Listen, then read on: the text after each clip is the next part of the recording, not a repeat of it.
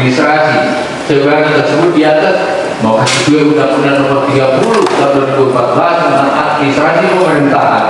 Yang saya pahami, terhadap saya harusnya tidak dapat dilakukan proses secara pidana.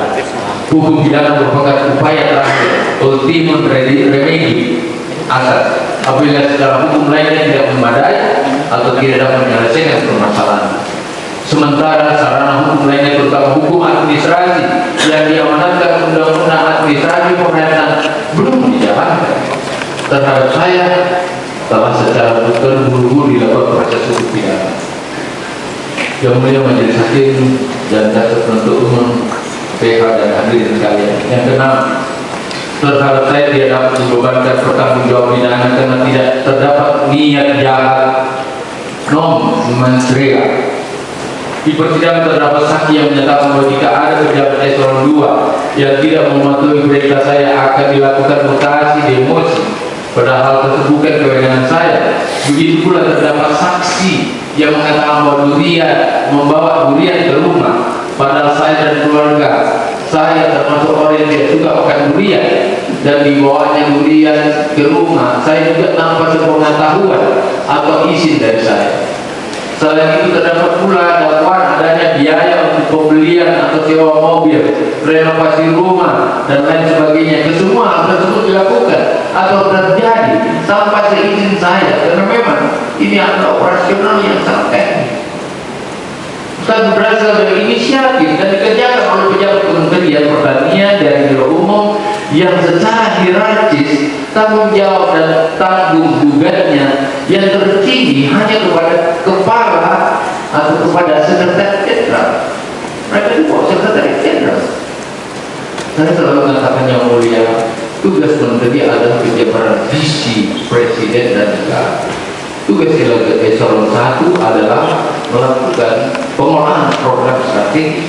Eselon 3 adalah pengolahan kegiatan operasional dan eselon 3 ke bawah adalah teknis operasional, technical operational technical. Oleh karena itu tidak mungkin seorang menteri turun tapi ke bawah seperti itu. Saya menjabat sebagai menteri pertanian dan lingkup dan luas tanggung jawab yang sedikit besar, mulai dari Sabang sampai Merauke, dari Aceh sampai Papua, sehingga tidak mungkin saya mengetahui apalagi mencermati hal-hal kecil seperti itu. Di mana Indonesia dalam keadaan yang tidak biasa,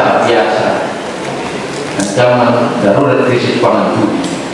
Sependek pengetahuan saya terkait hukum pidana, seseorang dapat dibebani pertanggungjawab pidana apabila memenuhi unsur utama yaitu antara lain niat atau etikat jahat, mens rea, dan adanya perbuatan yang dapat dipidana actus reus. Apabila perbuatan hukum sebagaimana dimaksud dalam dakwaan dan tuntutan dipandang sebagai actus reus, akan tetapi perbuatan tersebut terjadi bukan bagian dari ide, inisiatif maupun pertujuan saya, maka tidak ada mens rea pada diri saya dan tidak ada semangatnya saya dibebankan pertanggungjawaban secara pidana. Saya merasa tertidur dengan tuntutan jaksa dan menekankan melalui kata tamat dalam pertimbangannya untuk memberatkan saya. Saya tidak mengerti dan paham yang kata itu karena tidak pernah mendengar dalam dakwaan dan juga hal tersebut tidak pernah ada dalam fakta persidangan. Saya hanya melihat sebagai asumsi dan pendapat yang terbangun dengan motif penuntut dia terhadap saya. Pada waktunya saya tidak pernah minta uang dan fasilitas keuangan saya. Apalagi secara aktif menagi-nagi, menelpon dan lain-lain, baik secara tatap muka maupun langsung, baik melalui telepon maupun melalui WhatsApp, sama sekali tidak pernah terjadi. Saat keluar sidang ada pengunjung yang bertanya jika memang dapatkan tuduhan dengan saya di dekat usia. Apa istilahnya bagi orang yang memeras saya? Apa itu? Lembaga yang memeras kamu, kekuatan politik yang memeras kamu. Saya tidak bisa menjawab dan kemudian walau alam dan mudah-mudahan tidak ada hal seperti ini. Saya cuma bisa mengatakan seperti ini. Perintah pencapaian diraih bukan semata-mata tugas menteri saja, tetapi juga ditentukan oleh sebuah leadership seorang yang ditunjuk mengemban tugas dan amanah tersebut. Bagaimana mengorganisir, mengimplementasikan dan mengevaluasinya. Sekali lagi menteri sebagai jabatan politik tidak hanya diukur dari tugas pokok yang diatur dalam sebuah kalimat aturan, tetapi dibutuhkan juga sosok yang apa yang diinginkan.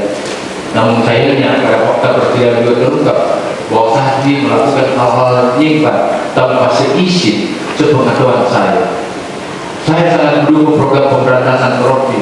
Saya menganulir semua program-program KPK di Kementan dan para penegak hukum dalam berbagai kegiatan di lingkungan Kementan, terutama kami mendapatkan supervisi dan koordinasi yang tidak pernah berhenti, khususnya pada Irjen dan semua Dirjen di Kementan, termasuk mengkampanyekan semangat anti korupsi bagi Kementan maupun jabatan sebelumnya.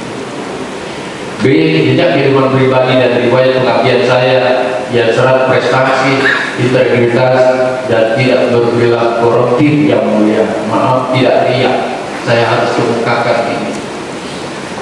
Saya adalah ASN dan birokrat karir yang telah mengabdi kepada negara selama lebih dari 44 tahun.